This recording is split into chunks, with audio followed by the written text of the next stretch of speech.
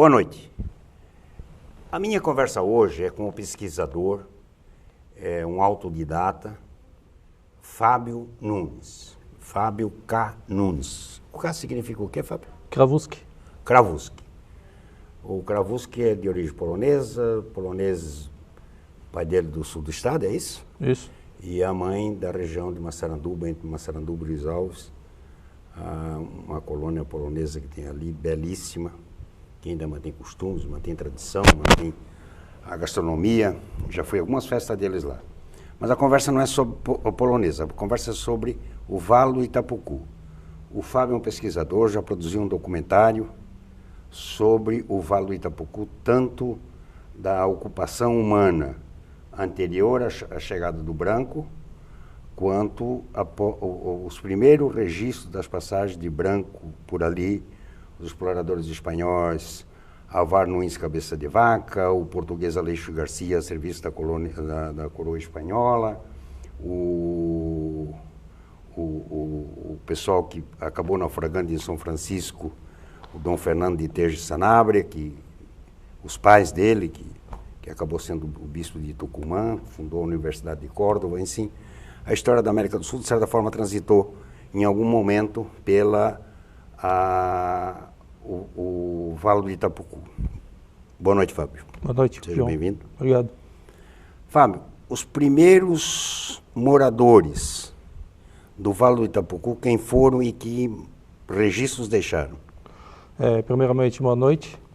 Como ele falou, eu sou um autodidata, né? Então, assim, tipo, não significa que eu não tenha conhecimento de causa daquilo que eu estou falando, né?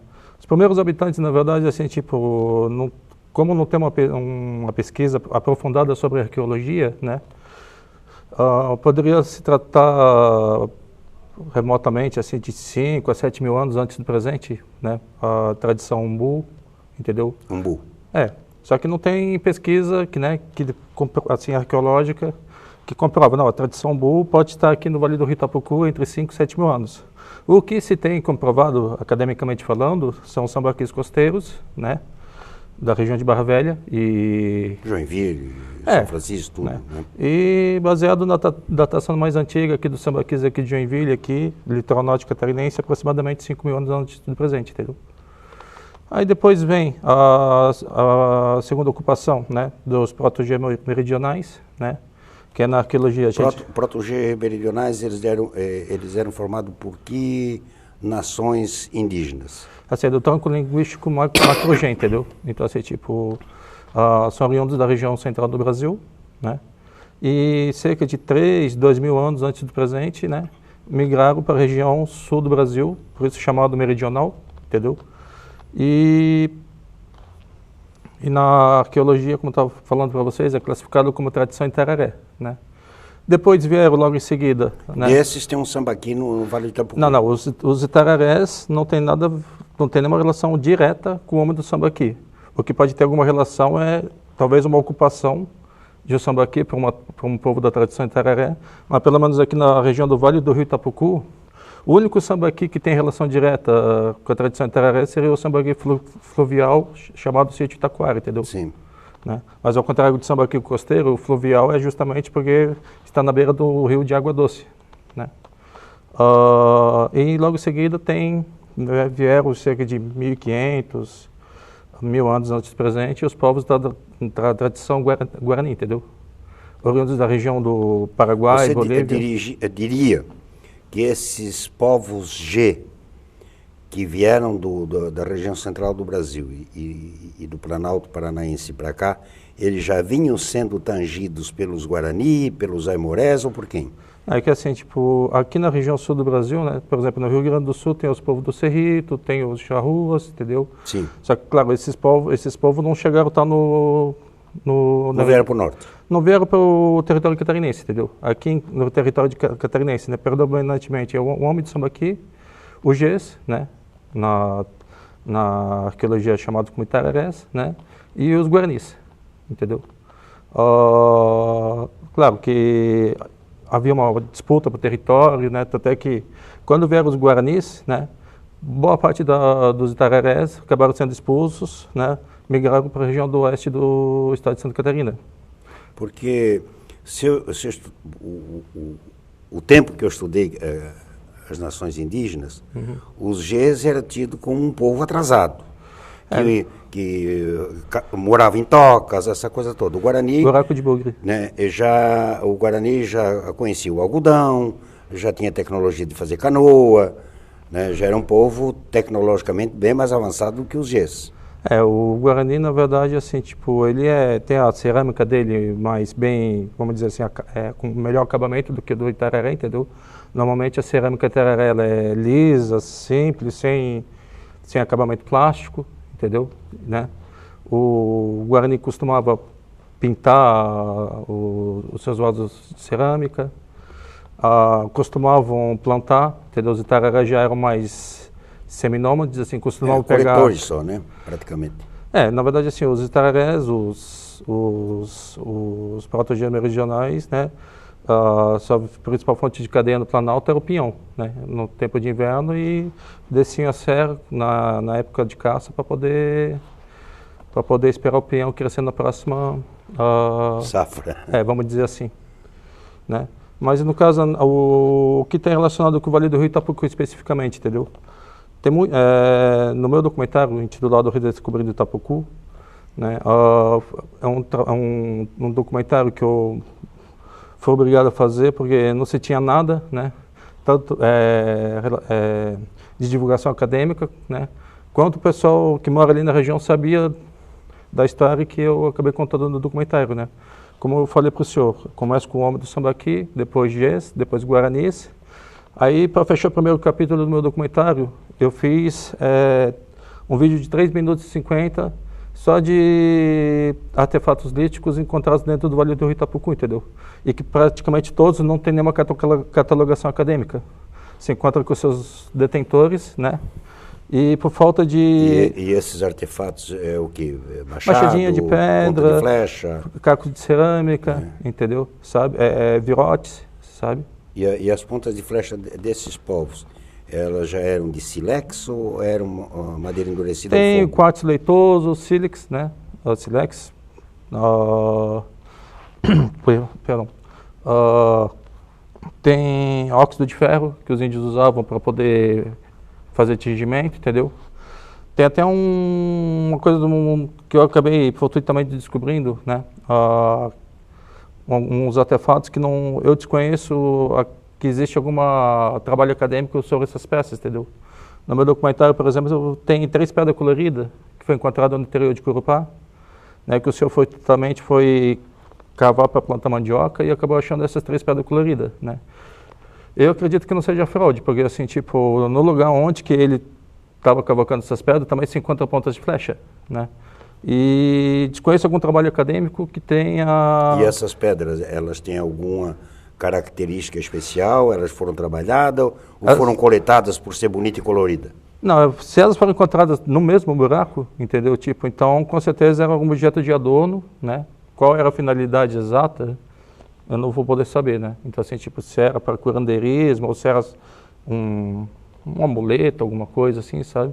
Só que é estranho, né? Você pegar, falar, plantar mandioca e de repente encontra 3 pedras coloridas. Juntos.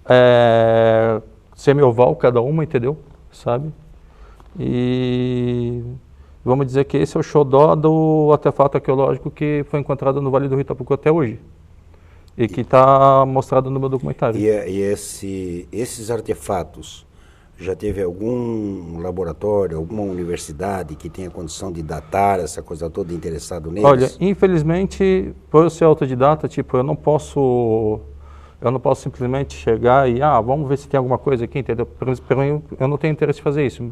Meu interesse com esse documentário, principalmente com esse material arqueológico, é criar um museu de arqueologia. Só que assim, infelizmente, na região do Vale do Rio Itapucu, os municípios, até por causa da época de crise agora, não teriam interesse, por exemplo, Corupá, entendeu? Eu gostaria que, pelo menos, o município tivesse interesse de deixar um espaço para a prefeitura tomar conta, para o setor público e não privado, entendeu? Que é um espaço ali para os artefatos arqueológicos encontrados ali na região, até porque alguns artefatos que estão no meu documentário já não encontro mais com seus detentores. Já foram adiante. Assim, as pessoas não têm obrigação de ter conhecimento sobre a lei, mesmo eu sugerindo para elas que quando for criado um museu de arqueologia, né, mas assim, da iniciativa pública, porque da privada eu não acho legal você entregar para a iniciativa privada e depois ela comercializar, não os artefatos, mas assim, tipo a exposição, a pessoa ir lá pagar, uma coisa que, na minha opinião, tem que ser a amostra para o público de forma gratuita, entendeu? Falamos dos índios. Sim. Os primeiros brancos a pisar no Vale do Itapucu que tem registro, quais foram? Então vamos começar pela historiografia do século XVI, entendeu? Eu faço pesquisa do caminho do Piabiru já há 10 anos no Vale do Rio Itapucu. E o primeiro que provavelmente quem conhece já sobre o assunto já vai saber que eu vou estar me referindo ao português Aleixo Garcia, né? E no meu documentário é o primeiro que eu busco na historiografia se tem alguma referência direta ou indireta. O Aleixo Garcia estava no naufrágio que naufragou atrás da Ilha dos Patos, que é Florianópolis. Aí uma coisa que eu gostaria de falar com o senhor. Né? Não tem nada na historiografia que fala que ele naufragou ali na ponta dos naufragados ali. Isso ali é uma conjectura, porque ali houve já naufrágio no século XVIII. Um monte de naufrágio. Sabe? Mas não tem na historiografia que eles naufragaram ali. Né? Eu considero, assim, que ele deve ter naufragado em algum ponto da costa catarinense, entendeu? Sabe? Pode ser acima da ilha de Santa Catarina, um pouco abaixo da ilha de Santa Catarina. O que se tem certeza é que os sobreviventes do naufrágio, junto com o Aleixo Garcia, estiveram ali em Maciambu, né? E isso em relação ao Vale do Rio Itapucu, né? Pois é, mas eles estando lá em Maciambu, Palhoça. Na região de Palhoça. Isso. Né? Então, isso é fato, certo? Certo. Que elementos existem que possam sustentar a teoria de que ele montou aquela expedição para ir atrás do ouro do Peru por terra e acabou morto, né? Que ele tenha usado o Vale do Itapucu para transpor a serra. Mas isso me responde depois que voltarmos dos comerciais.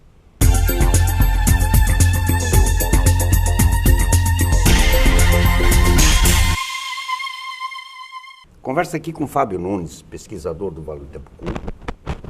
E a propriedade da entrevista em si é pelo fato de amanhã, Corupá, estar completando 119 anos de fundação. Mas o Fábio, ele pesquisa a história do Vale do Itapucu, a ocupação humana no Vale do Itapucu, desde os seus primórdios,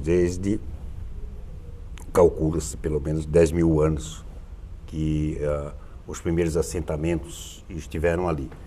E antes de sairmos para o intervalo, eu perguntava para ele sobre o Aleixo Garcia, o famoso Aleixo Garcia, que naufragou nas costas de Santa Catarina, montou uma expedição, se amigou com os índios, montou uma expedição para ir saltear o Peru atrás do ouro, e ele foi, na volta, nos baixios lá do Paraguai, foi morto, extinta a expedição dele, dizem que estava voltando com muito ouro. Fábio, que elementos sustentam a possibilidade do Aleixo ter ido pelo Vale do Itapucu? Então, baseado na historiografia, que é a minha linha de investigação, entendeu? Em relação ao caminho do Piabiru, tem a carta do Pedro Dorantes de 1543. Pedro? Pedro Dorantes, feitor da expedição de Cabeça de Vaca, entendeu? Quando foi fazer a verificação do caminho, estando no Planalto, os índios sugeriram para ele, né? Por que você não entra pelo rio Itapucu por onde Garcia teria entrado? Então, essa é a única referência indireta na historiografia da entrada de Aleixo Garcia pelo rio Itapucu. Aí, o segundo branco a ter registro ali é justamente o Alvar Nunes Cabeça de Vaca. Isso. Para quem não conhece, o Alvar Nunes Cabeça de Vaca, ele descobriu a parte do continente norte-americano, onde hoje é a Flórida. E ele era um sonhador, um maluco. E ele sonhava encontrar a fonte da eterna juventude. Foi prisioneiro dos índios, acabou se libertando e veio para cá e fundou Assunção, é isso? Não, quem fundou a Assunção foi Juan de Salazar Espinosa, em 15 de agosto de 1537. Mas Juan de Salazar Espinosa foi fiel escudeiro dele quando ele se encontrava como adelantado na capital Assunção, Paraguai, já em 1542, até a sua prisão em 1544. Né? Sobre o Álvaro Nunes Cabeça de Vaca, Foi a expedição que mais deixou registros na historiografia da sua entrada pelo Vale do Rio Itapucu, começando pelo próprio Cabeça de Vaca, entendeu? No seu livro que foi publicado em 1555, na relação general que ele publicou, que é fonte base para o livro de 1555, que foi publicada em 1545, né?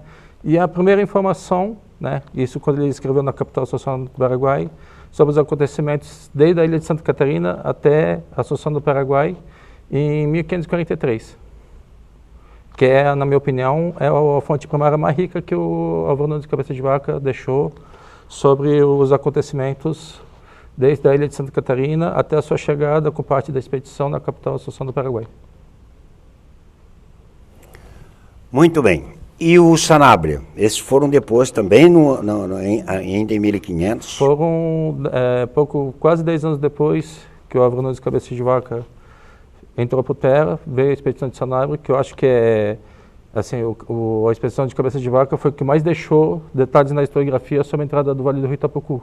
Mas eu acho a expedição de Sanabria mais fantástica, porque trouxe junto com os desbravadores da serviço da corrente espanhola algumas dezenas de mulheres. E o Hans Staden.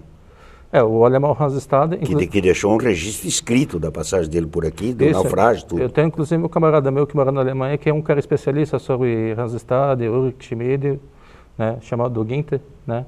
Ele sabe até onde que o Hans Staden morou lá na Alemanha, veio aqui para o Brasil, teve em Bertioga, onde o Hans Staden ficou como vigia ali na entrada ali. Ele era um artilheiro, né? Ele era um especialista em canhão.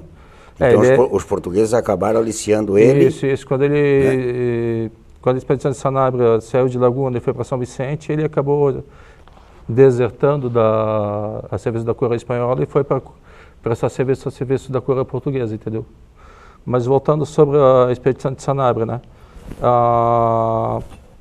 Morreu o Juan de Sanabria, aí para eles não perderem a capitulação firmada com o Carlos V, veio como responsável a Mencia Caldeirão de Sanabria, que era a mulher do falecido, entendeu?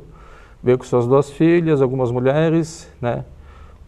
Em 3 embarcações. Uma dessas embarcações, sob o comando de Juan do Ovando, se perdeu no mar. Desapareceu, não tem mais notícia dela, né? A não ser na historiografia, né? Só sobre esse registro.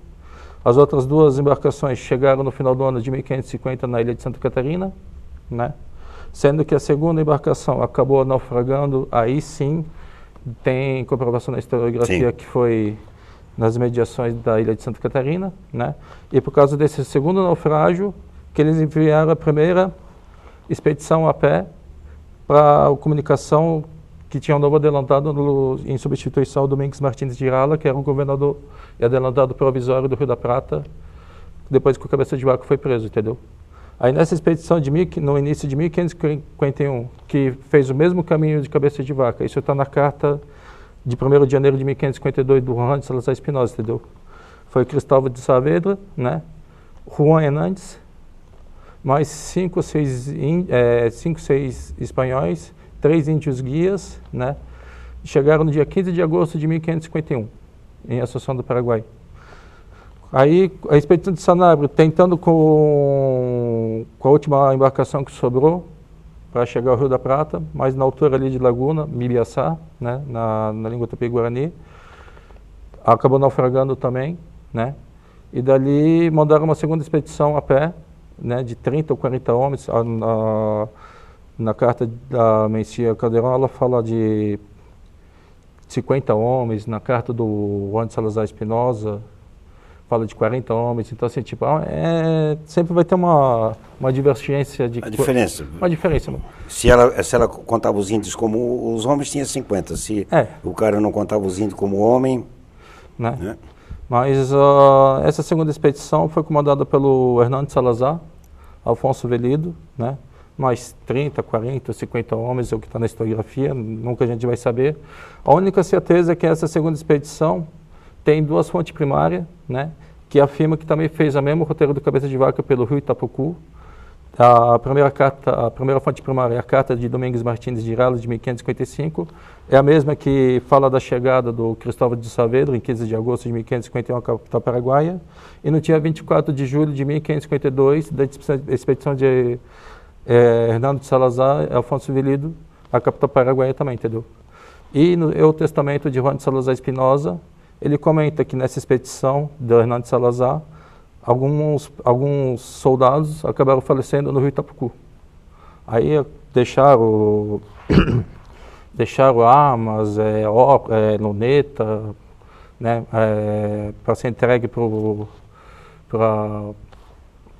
outros soldados que se encontravam na capital paraguaia. Os imigrantes chegaram ali em 1897. Os fundadores de Corupá. Sim. O Otto Hilbrecht, né, e o filho dele, o Otto Hilbrecht Filho. Mas já tinha ali a colônia fundada pelo Emílio Jordan. Para falar a verdade, assim, a minha área mesmo, assim, né, é arqueologia e historiografia dos desbravadores da coroa espanhola do século XVI. No caso de Corupá ali, ano passado, eu criei um grupo no Facebook, né? Antigamente Hansa Rumbo, Corupá do passado, porque eu tinha umas fotos antigas de umas pessoas que tinham deixado na época no antigo Orkut, entendeu? Uhum. E tá uma febre agora de criar grupos de fotos antigas. Em Joinville tem Joinville de ontem. Ao que me consta, os primeiros a criar foi um pessoal de Itajaí ou de São Francisco, não sei. Inclusive de Itajaí eu entrei no grupo só para poder mandar uma fonte primária que o pessoal desconhecia, que tem relacionado com o julgamento do cabeça de vaca, né? O pessoal achava que na historiografia a referência mais antiga do rio Itajaí, que seria Taierug, né? Era por volta de 1620, alguma coisa, mas no julgamento do cabeça de vaca, os testemunhos ali, os acusadores, os defensores, né? Um deles chamado Sebastião Gonzalez, né? Estava falando que se por acaso os padres Bernardo de Almendra e Alonso Lebrão tivessem conseguido fugir do cabeça de vaca em Assunção em 1543, teriam enviado as cartas num porto chamado Tairibe, né, que fica a 3 léguas. Isso é 1543. Então, assim, tipo, quase 100 anos antes, né, da referência mais antiga que eles tinham sobre a primeira toponímia do nome Itajaí, entendeu? Itajaí já tinha lá. Pois é, eu já tinha essa referência já quase 100 anos antes, entendeu? Aí eu peguei e publiquei no grupo lá de como generosidade intelectual, entendeu? Né? Pouca gente, já é uma publicação de quase um ano, vamos dizer que já está lá, né? Mas quem já viu, né? Está lá a fonte primária lá que eu mencionei, entendeu? E na cartografia também, que eu falo no meu documentário, né? Eu abordo especificamente o rio Itapucu, né? Eu faço um monte de comparação da cartografia portuguesa antiga com a cartografia espanhola antiga, desde o século XVI até a metade do século XIX, quando a transição da cartografia antiga com a cartografia moderna. Cartografia moderna que eu quero dizer quando começam os agrimensores aqui na região, começam a descrever em detalhes alguns rios ou riachos, entendeu? Né? E uma curiosidade na cartografia é que, tipo, o Manuel Aires de Casal classificava na cartografia portuguesa antiga do rio Itapucu como Rio dos Dragos. E no meu documentário eu provei que não se trata do Rio dos Dragos, e sim Golfo do Repairo. Só que o Golfo do Repairo, equivocadamente, os cartógrafos da coroa portuguesa botaram no lugar do rio Itapucu sobre, como eu vou dizer, tirando o nome original, que seria da cartografia portuguesa antiga, de Rio de Santo Beto. E o Golfo do Repairo, quem já teve a oportunidade de acessar o Suma de Geografia, esse eu publiquei, tem gratuitamente na internet, essa publicação de 1519, que descreve sobre os detalhes da ilha de São Francisco do Sul. Fala que do outro lado da ilha existe um golfo e baía chamado, um outro rio e baía chamado o Golfo do Repairo, que seria a atual Lagoa do Saguaçu. Só que os cartógrafos acabaram subtraindo o Rio de Santo Beto e jogando o Golfo do Repairo, deslocando a toponímia Golfo do Repairo para o Rio Itapucu. No século XVII... Não cabe, que o Rio Itapucu mas é uma foz estreita, como denominar de Golfo? Não, mas aí eu vou te falar por quê. Pode ter confundido com a atual Lagoa de Barra Velha. E eu vou te falar mais uma coisa, que há até uma confusão na primeira carta do Cabeça de Vaca de 1553, quando ele chega nas proximidades do Rio Itapucu e chama de Baía de Itabucu. Mas por que Bahia? Porque nada mais era do que a atual Lagoa de Barra Velha. Muito bem, infelizmente terminou, nosso tempo deu. Muito obrigado, Fábio. A Sara já está desesperada lá, já estouramos pelo menos mais um minuto. Espero que tenham gostado. Eu vou trazer o Fábio aqui com mais vagar, para um programa maior, para uma conversa melhor.